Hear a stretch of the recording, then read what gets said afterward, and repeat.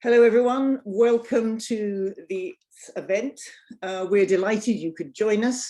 We're here today to discuss how to build a prosperous city, key workers in the community. My name is Henrietta and I'm the director of the Institute for Global Prosperity at University College London. We have a wonderful panel tonight and we're going to start with just a few thoughts from me. So Vicky, can we have something on the screen? There we go. So what I want to begin with is the idea that we've been through very challenging times, and our task now is to think about how we can build back better, as the phrase goes, or how we can get on a pathway towards satisfactory progress. And tonight we have a big idea to share with you, which will help us do that. Can I have the next slide, please, Vicky? So growth in the economy is good for us, but it's not enough. The idea that a country's growth is good if society, and that it will improve society, the idea that as long as a business is profitable, it's providing value.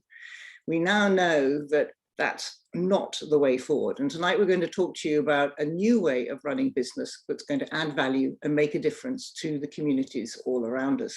Can I have the next slide, please, Vicky? So we want to think about the role that key workers have played for us in the last many months. Of course, in the UK, teachers and doctors and nurses are amongst our most trusted professionals, and yet many of them are very, very poorly paid. And why is that? Why is it that we look after our key workers so very badly? Now, in 2018, we co-published a report called Rise Up, the case for and advantages of providing homes for key workers in the airspace above existing buildings. And this is the idea we want to share with you this evening. Now, if we were to take care of our key workers better, in fact, if we were to value the things in society that matter to us, we could improve the quality of life for this and future generations. Can I have the next slide, please, Vicky? So improving the way we care for others and improving the way we care for the planet is something that has to go together for the future. And this idea is about housing. Can I have the next slide, please, Vicky? So in the UK, households account for about 40% of greenhouse gas emissions. Part of that, of course, is lighting and heating. A lot of it is also waste and construction and aspects of the built environment. But if we want to build more secure cities for the future, we have to think about how we live in our households. And here we have two areas of promise in new ways of thinking about things. Can I have the next slide, please, Vicky? So the first is incorporating community-led visions of prosperity into decision-making. So working with our communities to work out what needs to be done to create those forms of social solidarity on which prosperity depends. And at the Institute for Global Prosperity, we believe that people are the best designers of their own prosperity. And the second area of promise or idea is that we have now a new generation of entrepreneurs who are bringing new visions of prosperity into reach. And we work through Fast Forward 2030 with groups of entrepreneurs who promote the kinds of business models that can deliver on new visions of prosperity. Can I have the next slide, please, Vicky? So in Camden, we've been working together with Camden Council, with Lend-Lease and Camden Giving to develop a prosperity index for Euston. We'll hear more about it this evening. We've been training a team of citizen social scientists who are employed to carry out research on their communities and to identify this local vision of prosperity. And we've, of course, been developing data with those citizen scientists that will lead to more inclusive and effective decision-making. Next slide, please, Vicky. With Fast Forward 2030, we've been providing an intellectual home and a kind of collective voice for this new generation of radical entrepreneurs. And entrepreneurs of this generation are not only disrupting the industries or the sectors they're part of, but they're disrupting the old vision of prosperity that's about extracting value, and they're accelerating the emergence of something new and truly exciting. So by prioritizing key workers, Skyroom have been designing a solution that takes into account the value of belonging, the value of care, and the value of a resilient community, going far beyond the normal understanding of how a business creates value. what we want to do this evening is to introduce you to three wonderful panelists who are going to talk through these ideas of this alternative vision for prosperity in London and across the UK. And let me get right into introducing the panel. So first of all, we have Councillor Georgia Gould, who's leader of Camden Council. She was appointed leader of the council in May 2017, and she served as a councillor for the Kentish Town Ward since 2010. Prior to becoming leader, she had cabinet roles and was responsible for young people, for economic growth and for adult social care. And Georgia is also, of course, chair of London Councils and a member of London Economic Action Partnership and many, many other things, which we don't have time for me to read them all this evening. Let me also introduce Tom Copley, who's the Deputy Mayor for Housing. Tom became the Deputy Mayor for Housing in 2020 and oversees the Mayor's 4.8 billion affordable homes programme, including building council homes for Londoner. Before becoming Deputy Mayor, Tom was a London Assembly London-wide list member for 8 years and served as the chair of the Assembly's Housing Committee and as Labour Group Housing spokesman. And finally, Arthur Kay, who is Chief Executive of Skyroom and responsible for this new business idea, and Chair of the Key Workers Homes Fund. Arthur is an urban designer and a business leader and brings solutions to create sustainable cities. And prior to founding Skyroom, Arthur founded the clean technology and manufacturing business BioBeam, and he's also co-chair of the Fast Forward 2030 think tank. And he lectures at Imperial College and at UCL, and he's been recognized by the UN as a Sustainable Development Girls Pioneer. So let's get right into the conversations. And Georgia, could I invite you to start us off and take the floor, please? Thanks, Henrietta. I'm really excited to be part of such an important conversation about our renewal post-pandemic. I think we've all seen the way that COVID has exacerbated existing inequalities in our community, whether it's the housing people live in and the severity of overcrowding in a city like London, the way that COVID has had a disproportionate impact on Black, Asian and other minority members of our community, and the way I think that we're starting to see the crisis of poverty and unemployment as serious as the public health crisis we've seen. And it's been a difficult year for all of those reasons, but the inequalities that we've seen exacerbated didn't turn up during COVID. They're long-term and systemic. And I think if there is one, well, I won't call it positive, but one really important thing that's happened as a result of the pandemic is we're starting to have a kind of big public conversation about inequality, about poverty, about race inequality, and about what we value as a society.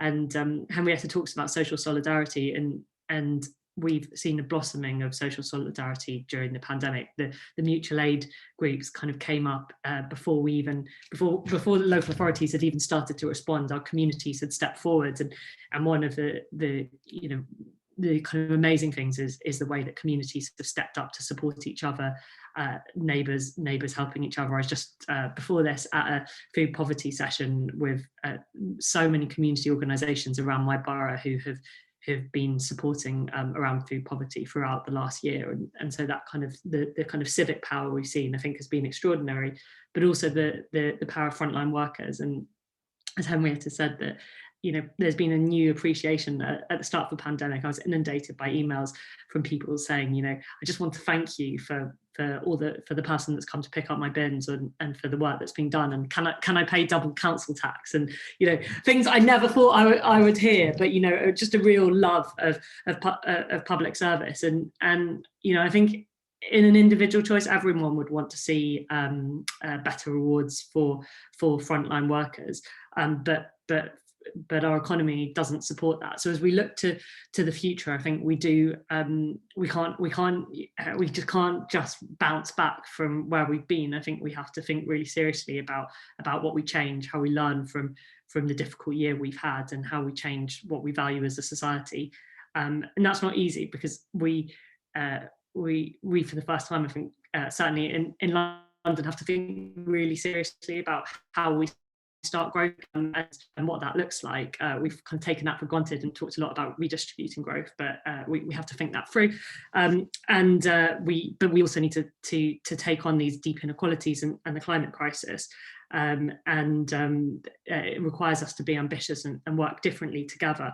But I think most importantly, working with our communities. And I wanted to talk about a couple of things that we've been doing in partnership with Henrietta, which I'm really deeply excited about. And they're small scale, but I think they kind of help shape the path for a different way of doing things. One is the Euston Prosperity Index that Henrietta talked about. So when we measure success as public bodies, we often kind of look at statistics that we think tell us something about our community, whether people have got into work, statistics around health inequality, and they're important, but they're not the whole story. And I remember when we did our first Health Citizens Assembly, we went in there thinking that the most important public health issue to tackle inequality was obesity. And what came out of that Citizens Assembly, which was a diverse group of people from our community, their number one health issue was connectedness. And they thought that the biggest gap in the community was care. And we'd never have come up with that ourselves. We wouldn't have seen necessarily isolation and care and connectedness as the number one role of local authorities. And the Euston Prosperity Index is training up local people to be citizen scientists, to be out in their community, asking questions about what is meaningful, what does value look like, what does safety and what does success look like within our community, and including the most extraordinary group of young researchers who I've had the pleasure of hearing from many times. And they're rigorous and in the skills they've learned, and they have been mapping out a way of us kind of testing our public policy interventions that are meaningful for the community. And it's been really powerful to really shape our work. So we're working to what citizens want from us, but also to see the way it's kind of changed and transformed their lives. And some of we had an event recently at UCL where there was a 17-year-old. You kind of looked around the room and said to kind of all the professors, and none of you would have had an opportunity like this when you were 17, and she was a young person from one of our estates. And to see them,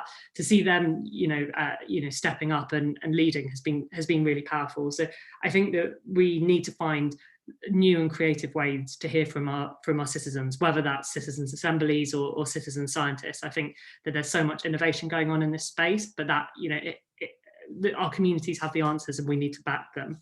And then the second area I just want to mention is some work we're doing around universal basic services, also with the Institute for Global Prosperity. We have some universal basic services that like education, but there are many services that people struggle to access. And I think most, we saw that really powerfully with the lack of digital access during the pandemic, where we had many children who actually were cut out of their basic rights to education, but also transport, childcare, food.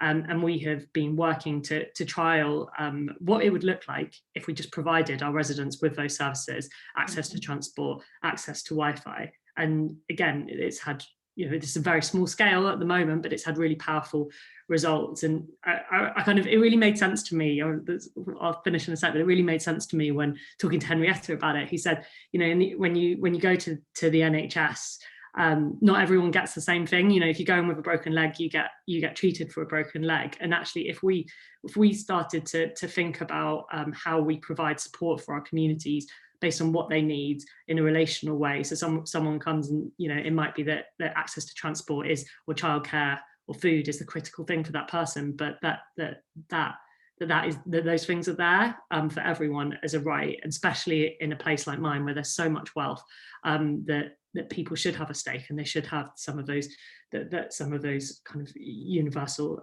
basic services. So that's something we're working on, and we're also doing loads of really exciting work about housing for key workers, but I do not have time to talk about that. But I'm just really excited to be part of this conversation about the future tonight. Wonderful, thank you very much. And so, you know, care in the community and care for the community, and all the new ways of providing that, and the new ways the community can lead on that. I think that provides a really nice segue into our next panelist this evening, Tom. So Tom, can I open the floor to you to sort of bring in this element of housing, which Georgia didn't have time to touch on, yeah? Absolutely. It's really great to be here, and lovely to follow Georgia, who did actually used to be my councillor when I lived in Kentish Town before I moved south of the river to Lewisham. So it's a pleasure to be here and speaking this evening, and to talk on this very important subject. And of course, housing is essential to a lot of these discussions about prosperity and inequality. And if you were to think of prosperity in a very narrow sense, in terms of wealth, London is a very prosperous city. But of course, that wealth, and particularly when you look at property, is shared very, very unequally. And this has been the case, you know, for a long time. And so huge inequality. And one of the problems that we face at the moment is we've got a government, probably the most anti-London government that I certainly can remember, which paints London as this incredibly, you know, rich place that doesn't need any more. You know, London's fine. But of course, we know that there is huge inequality, huge poverty. Even in the wealthiest boroughs of London, you've got houses worth millions of pounds right next door to people living in really dreadful poverty, in insecure accommodation, in overcrowded accommodation. And as Georgia says, you see COVID has really thrown all this into stark relief, and we've really seen, you know, the stuff that we already knew, the link between housing and health. And the importance of good, decent housing for people's health, and affordable housing as well, and not just physical health, but mental health too.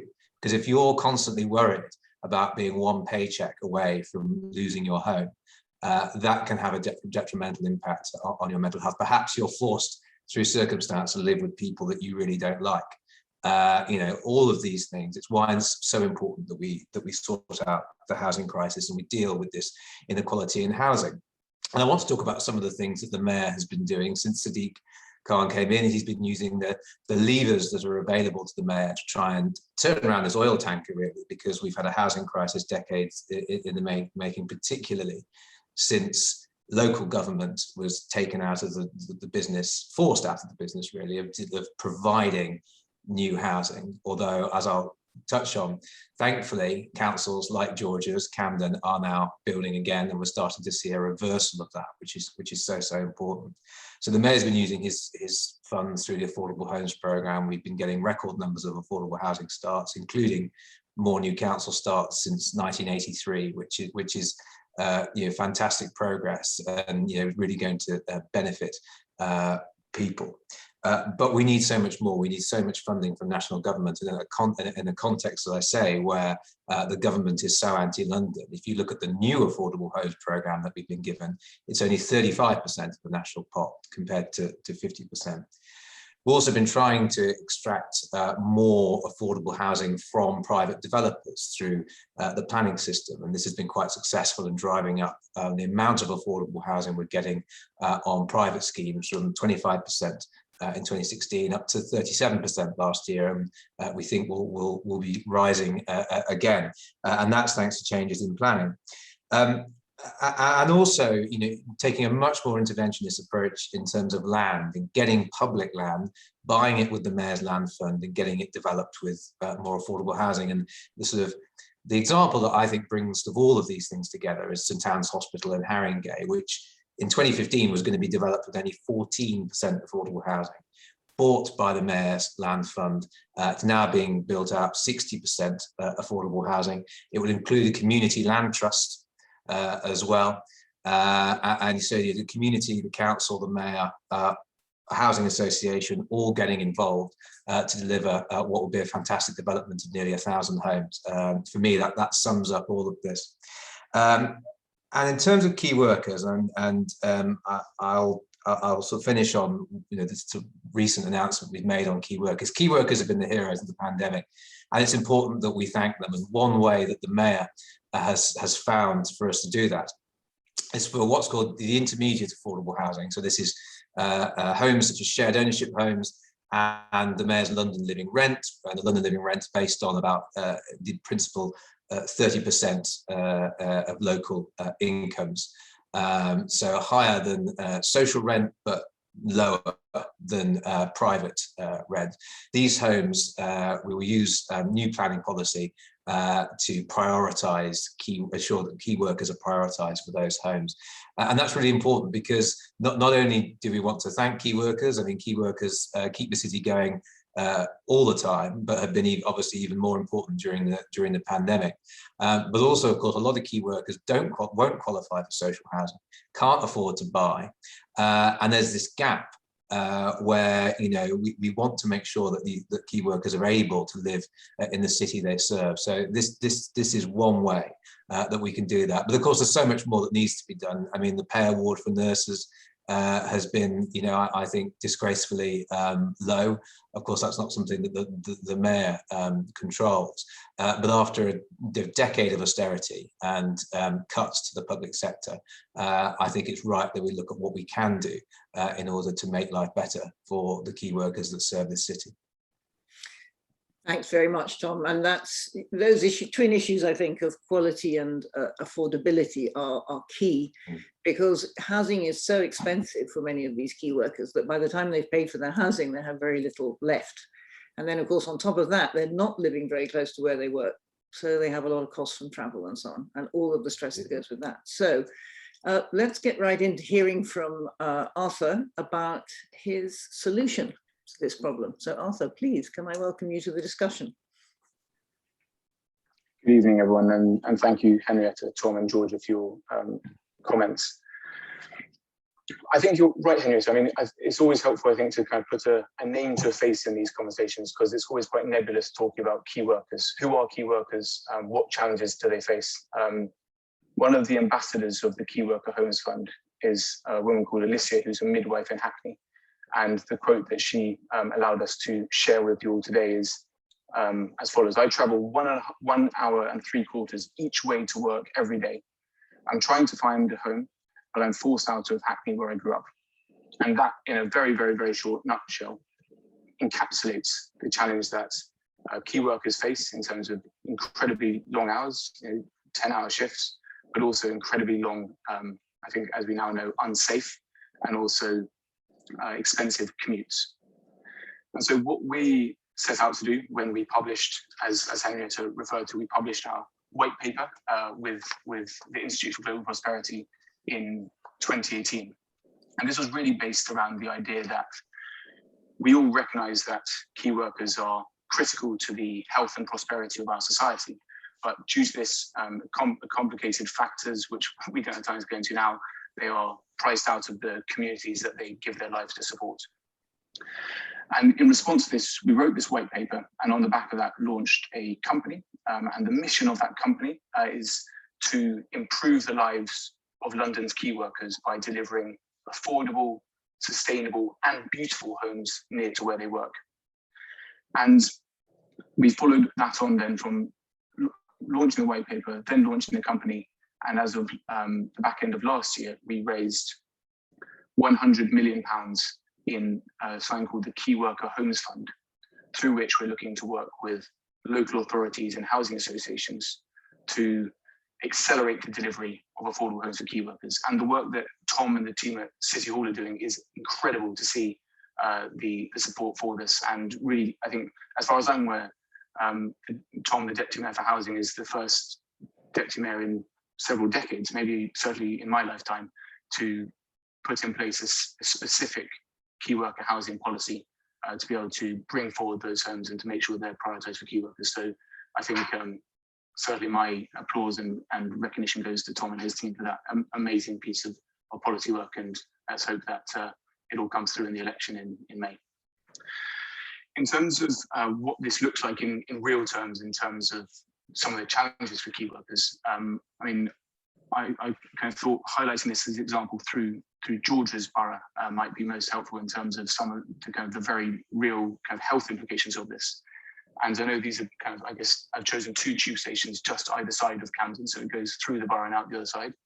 But if you take the life expectancy correlation with inequality, if you start in Covent Garden on the Piccadilly line and then end in Holloway, you go from your life expectancy being around 87 years down to your life expectancy being just 78 years. And so I think it's really helpful, these kind of snippets in terms of trying to put real lengths of lives in terms of implications when we overlay this spatial element to inequality on top of this all. And so our solution specifically is around, as I say, how you can deliver really high quality, affordable, beautiful, sustainable homes near to where key workers work. And the way that we look to go about this is not only providing the funding, this £100 million pot of capital to work with local authorities and housing associations, but specifically we try and look at this from the perspective of the economics of land ownership. As I think many of the people on this call know, the reason that housing in London and cities like it around the world is so expensive is not actually bizarrely because of the cost of the house or the flats in question. It's because of the cost of the land upon which that house is built. And so what we seek to do is try and remove or significantly minimize that land cost. And the way we do it is there are lots of different ways to do it. I think Tom's already mentioned the Mayor's Land Fund, and there are obviously public bodies have different approaches to doing this. But as a small business in this space looking to change the way things are done, we're looking to reduce the cost of land by roughly 10 times, but stay in the center of cities where people really want to live. And we do this through partnering with major landlords and using the airspace above their existing buildings, upon which we then build modular manufactured homes, which are then installed into position. That's quite a radical sounding idea in terms of it, but actually there's been quite a lot of recent planning policy precedent, again pioneered by both MHCLG and City Hall, in terms of being able to unlock this mode of development. And really what we want to try and do, I think everyone on this call is again probably familiar with the typology of a very expensive millionaire's penthouse or a mansard roof as in central Paris. But what we're interested in is how, through creating more significant massing, so 2, 3, 4, 5 stories above an existing building, you can actually make that land price very, very low indeed, and therefore be able to unlock affordability and pass that on to the end user, in this case around key workers, so they can live near to where they work. And so we're definitely not saying this is the only, this is not a silver bullet. There's a huge amount of hard work, I think, from all public sector, private sector, not-profit sectors. Certainly, universities are doing a huge amount at the moment as well. But what we're trying to do is, through this new model of development, through the white paper that we published with the Institute for Global Prosperity, and through the £100 million Key Worker Homes Fund, to try and really accelerate this boost to be able to deliver key worker housing. As George mentioned, the COVID pandemic has just really highlighted and underlined issues that were already there. Before the pandemic, over 50% of key workers couldn't afford to live in London, couldn't afford to live in the communities that they support.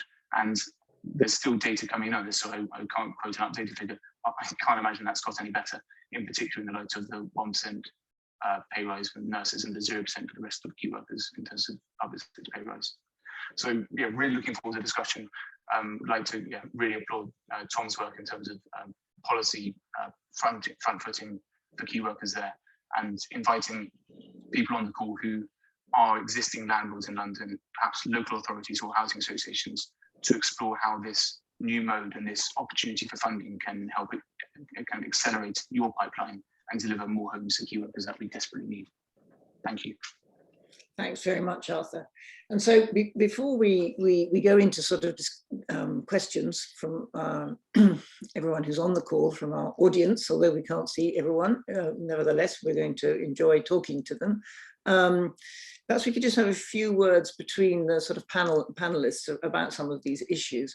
And so, Arthur, let me start first of all with some of the sort of benefits of making sure that these homes are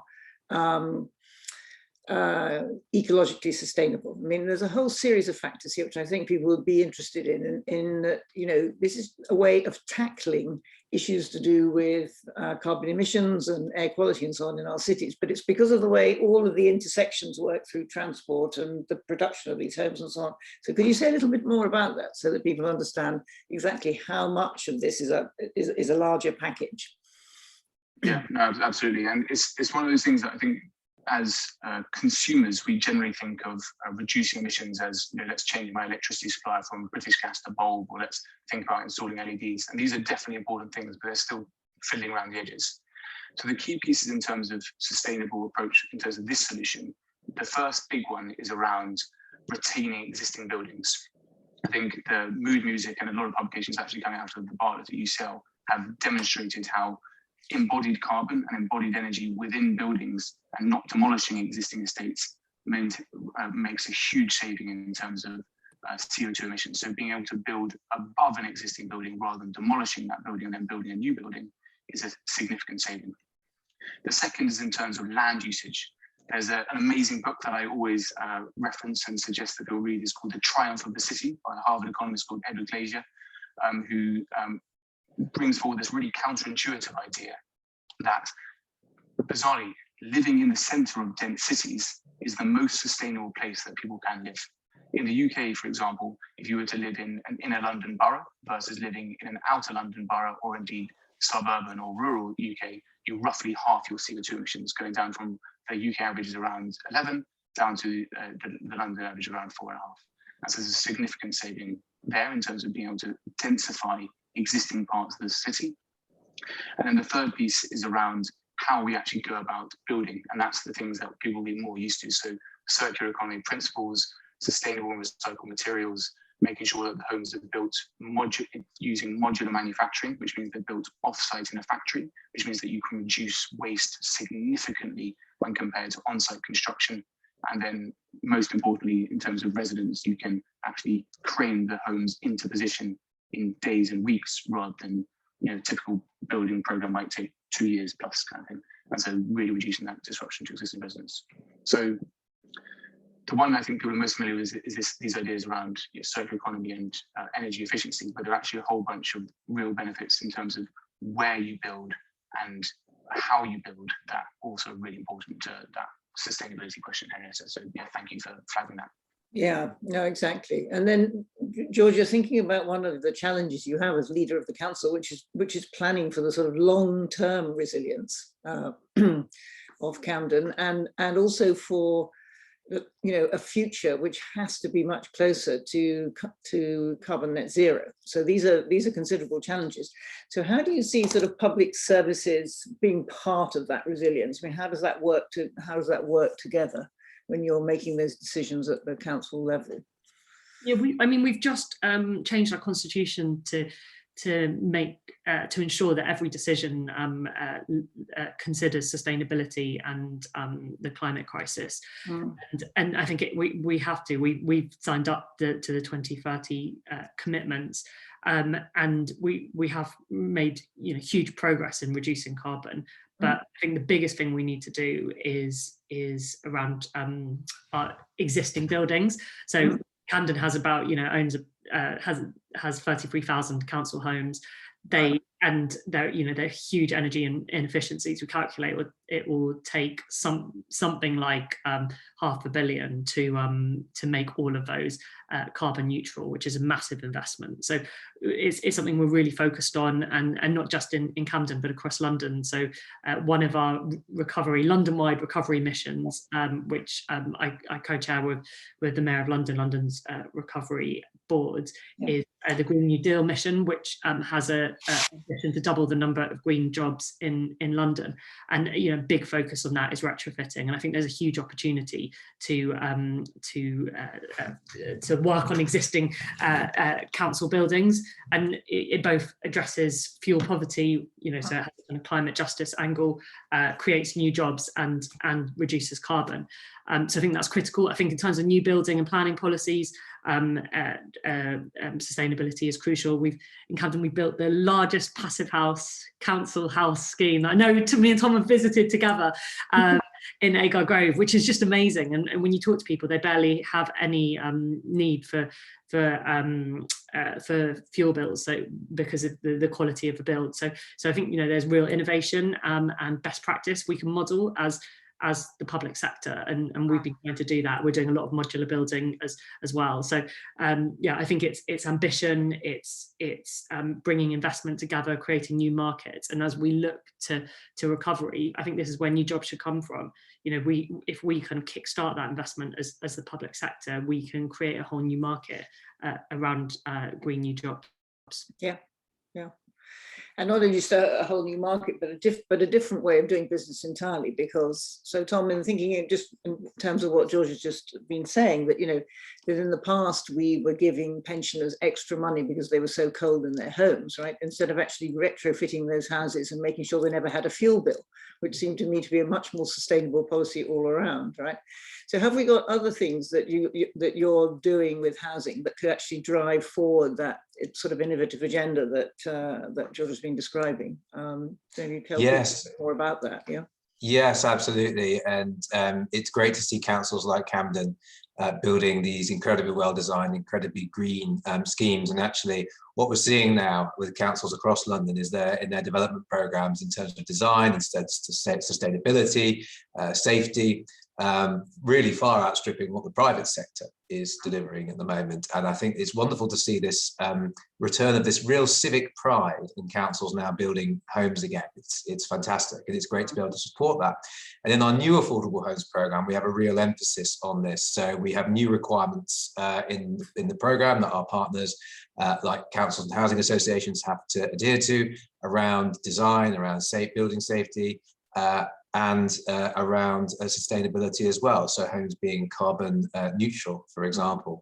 So this is really, really important. Of course, it's a double win, because of course, it's not just the environmental benefits that you get, it's also, as Georgia has said, lower energy bills for residents. And I think it's important to think, I was on a panel with someone the other day who made a very, very good point about this, thinking of the whole cost to a resident of their home. You know, you've got the rent, you've got the service charge, and then you've also got the running costs of it as well. And if we can get the running costs down, you know, that is a huge benefit to residents. Yeah, it's a huge benefit. And it's also an element of what we call the social wage. In other words, more of the money that you earn stays with you, because you're not paying so much out on fuel bills, and you're not paying so much out on in rents. So there are, you know, the way that you feel about your life is that it's much less precarious. Exactly. And then rather than that money going to an energy company, that money can be spent in your local economy, for example, which is a great benefit again. Exactly. So there is more demand in the local economy. So these kinds of innovative ideas, I think, are really crucial in driving forward a new way of creating value within communities and keeping that value active in the community, which is quite important. Absolutely.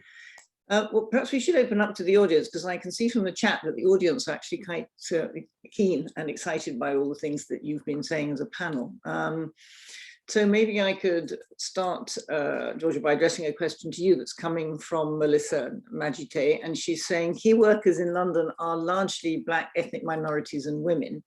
And to what extent have Camden, and indeed Tom, the GLA, designed these sort of housing policies with these kinds of communities in mind, these new kinds of building that you've both been talking about?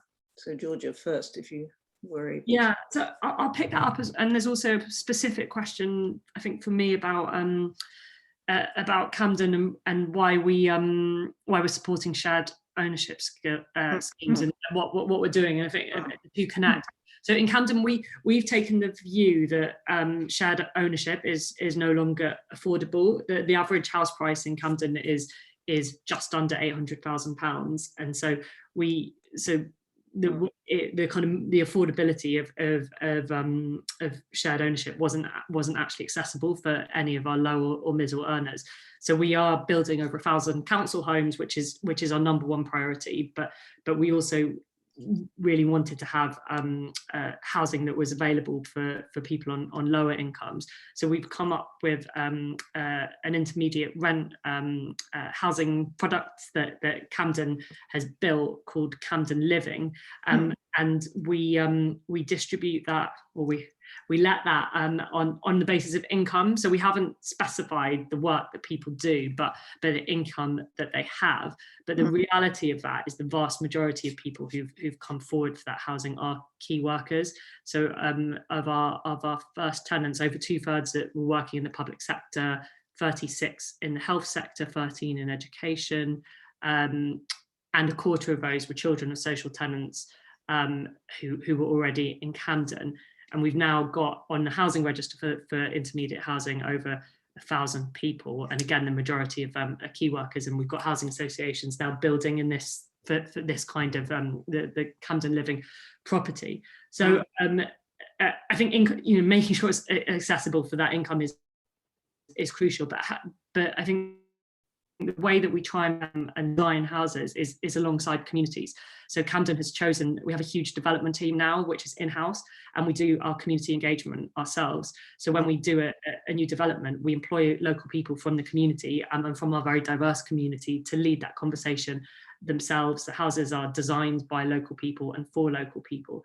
And because we are leading the development ourselves, it gives us that discretion to be able to design in a way that fits people's lives. And I think some of the most powerful things for me is being shown around by some of our new tenants and saying, well, this is we fixed these settings here because it makes us this easier for our lives, and this is how we designed it. So it is, the ownership is really strong. And I think that development is only meaningful if it is led by local people, for local people, and you see the shift. And that's not just the housing itself, but everything that sits around that, whether that's employment space, tenant halls, community settings. Those are the conversations we have with our communities, and we work very hard to make sure that every voice is heard. So we recently had a ballot, an estate regeneration ballot, and I think there was 82% turnout and 92% support. It might be slightly off, but it was 80 and 90. So, and I think that says the kind of strength of feeling, and that's incredibly diverse range of people who are involved in those processes. Yeah, it's very interesting how members of the community recognise the importance of creating value and that process of co-design and keeping it within the community. I'm going to ask Arthur a technical question in a moment, but before I do, Tom, so do we have other initiatives going across the city that are similar in this regard? I mean, in other words, working with new ways of providing new types of housing for communities and creating value for them? Yeah, so I'll address the question, both the question around BAME and how communities and housing, and also I can see that again there's a question on shared ownership for me. So in our new affordable homes program, as well as the requirements that I just set out around sustainability, safety, design, we also have some new and really strong requirements around equality, diversity, and inclusion. And this is about making sure that the partners that we work with are taking this seriously. They're going to be required to produce an action plan with actions in 3 different areas. We also support the City Hall Leadership 2025 program, which is about promoting and increasing the number of BAME people in senior positions within the housing sector. I meet regularly with BAME housing associations that deliver housing for their communities. We also have our Build London Partnership, which is one of the large housing associations partnering with BAME housing associations in order to help them to deliver homes. Because a lot of smaller housing associations, they don't have the in-house development expertise necessarily.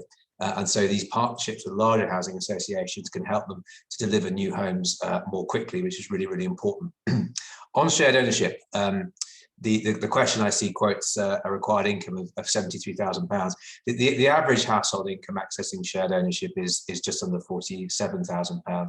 And yes, there are some more expensive shared ownership units. Georgia rightly highlighted that in Camden. And by the way, I think Camden living rents are brilliant, and other boroughs are pursuing similar forms of tenure.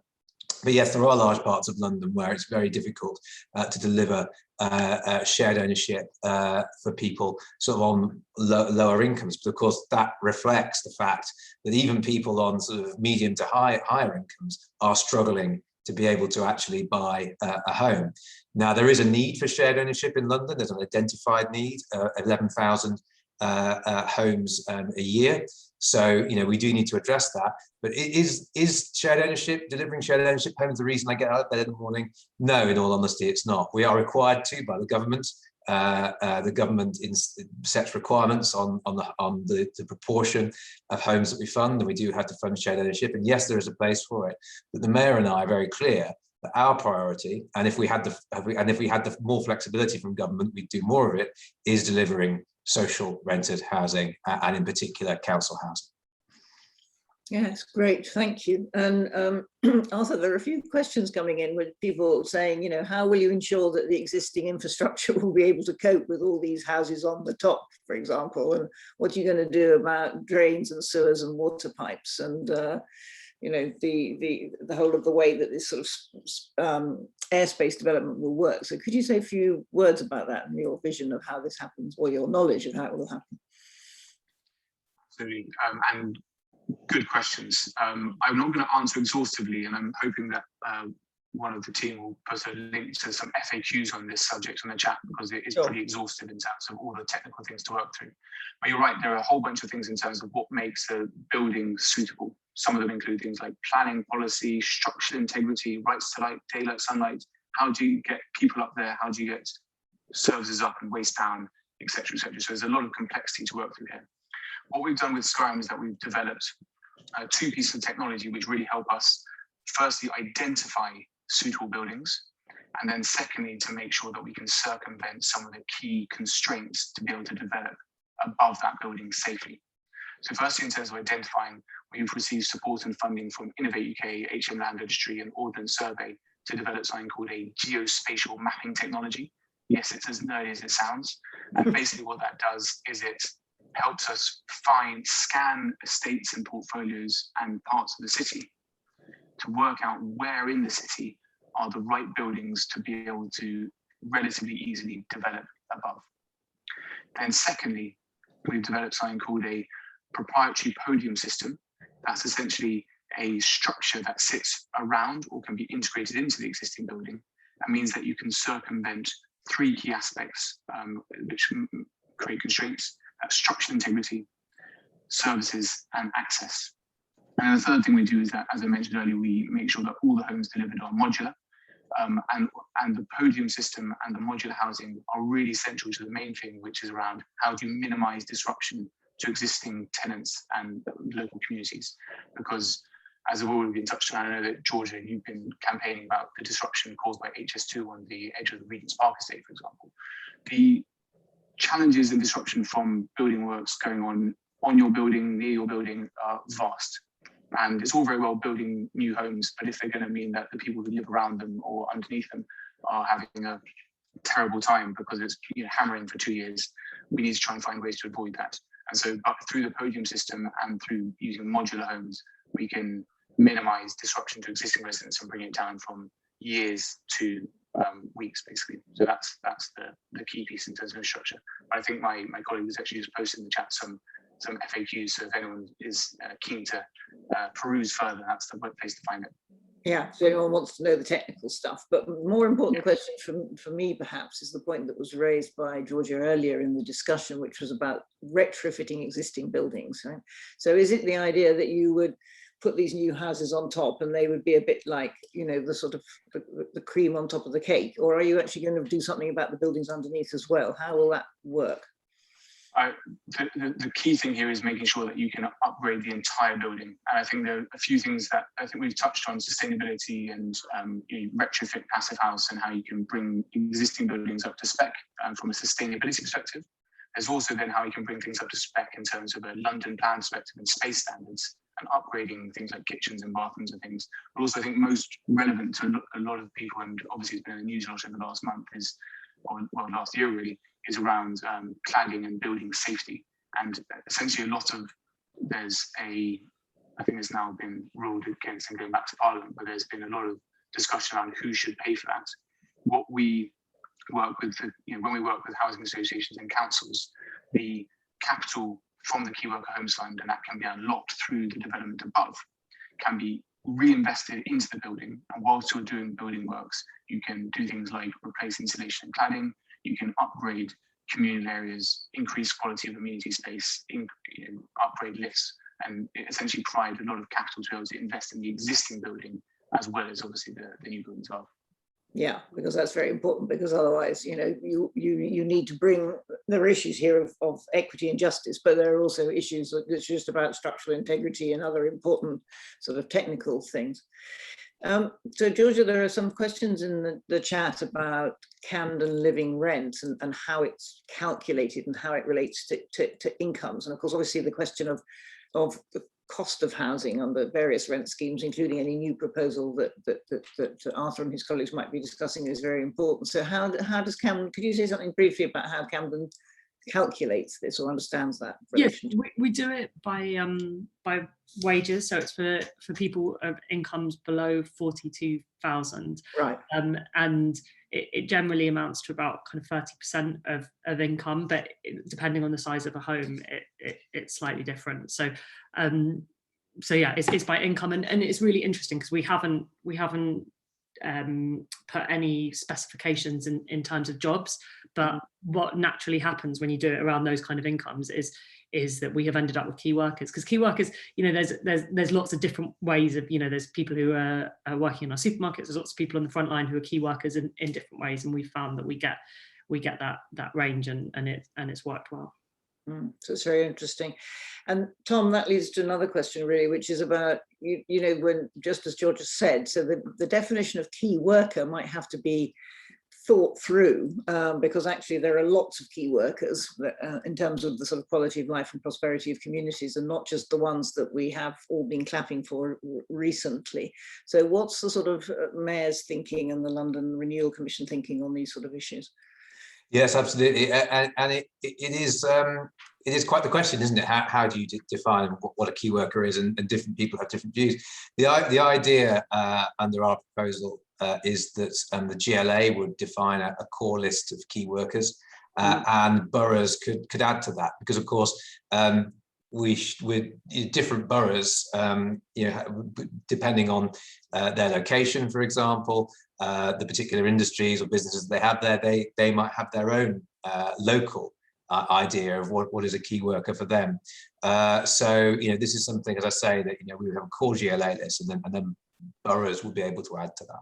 Yes, and I think that's very important in understanding the broad range of activities that we call social care, without also being able to specify exactly what those are, because they very often fall below the sort of the radar of people's understanding of what a key worker is. I think that's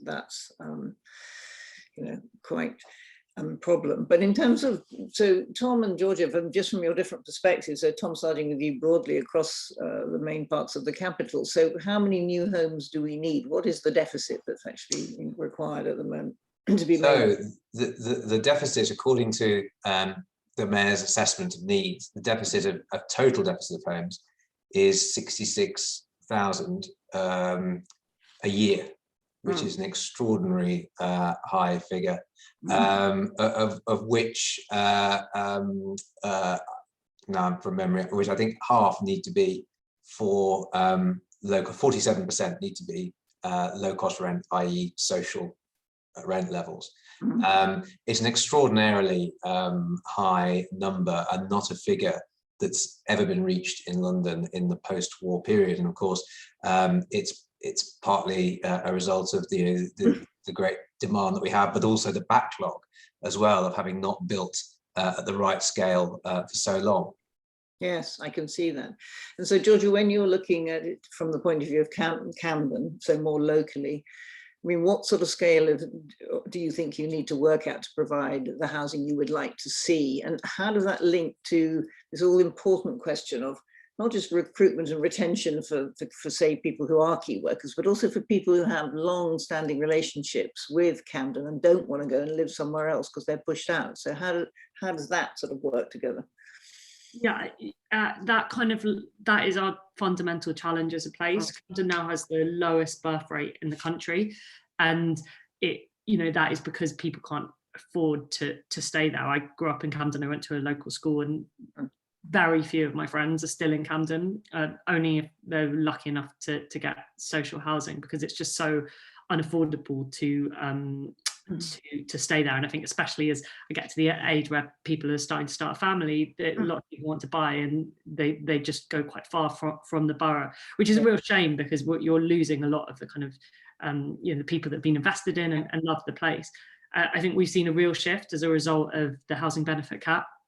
That ever since that happened, the private rented sector has become pretty much unaffordable in my borough, which there's a little bit that people can afford just on the edges, but that has really shifted. And so as rents have gone up, you've seen huge numbers of families becoming homeless. And I think the temporary housing need is enormous in all of central London. So you have an impossible situation, either housing people in your place in severe overcrowding, families, 6 people in a bedroom, severe overcrowding, or far away from their networks and communities, and people are faced with this terrible and impossible choice. And probably the hardest thing that you see, I think, is that difficulty, and we don't have enough council homes to meet the need. So yeah, the real issue is keeping central London, and Camden is just an example of that, as a mixed community. Increasingly it is affordable for young professionals, maybe in shared accommodation for a certain amount of time for the very wealthy, but it's not affordable for families. And so for us, it's much more about the kind of housing we're building than the numbers. We've got enough very expensive housing in Camden. If I had my way, we would build exclusively affordable housing, either intermediate or council. But the real need is family-sized homes, and that's where there's a real gap. And we're starting to see it. Schools at risk of closure.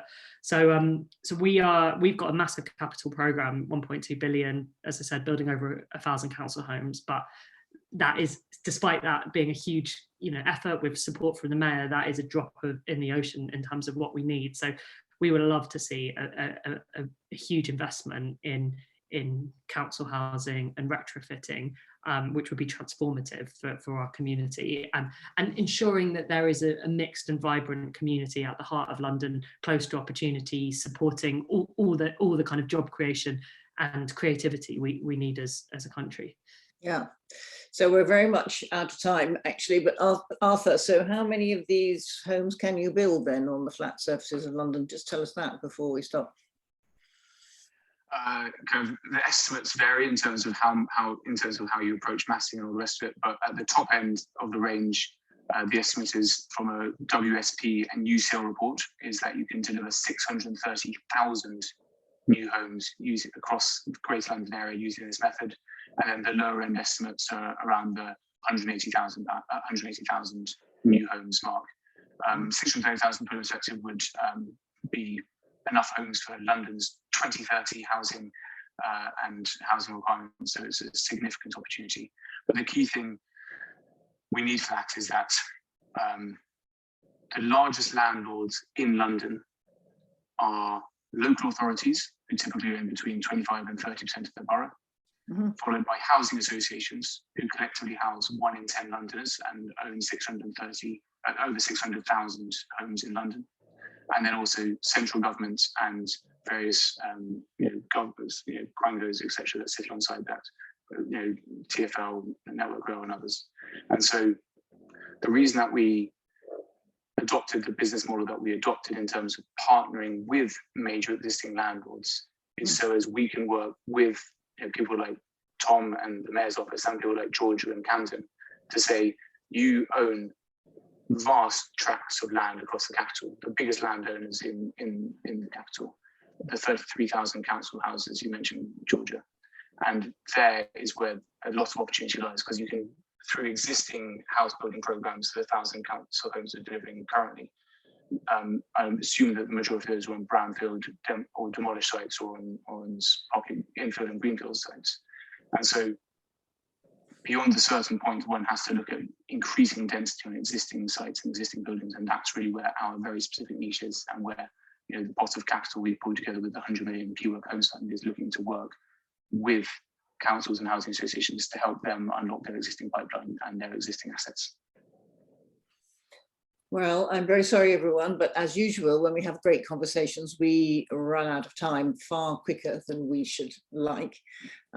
Just before I thank our fantastic panel on behalf of all of you, clearly, here we have new kind of business models delivering new kinds of services in spaces where we have city authorities and local authorities driving innovative solutions to what have been very, very long-term and brutal difficulties, really, for many people. It was just as Georgia was describing, people living 6 people in a bedroom. There are many, many things that need to be done, and this kind of innovation is the kind of thing that we need in the post-pandemic phase, and bringing new people together to have these kinds of discussions. So I hope that all of you who've joined us this evening have enjoyed this discussion, been aware of all the amazing things that Tom and Georgia are doing in their work, and also aware of the new kinds of innovation that's coming from entrepreneurs like Arthur.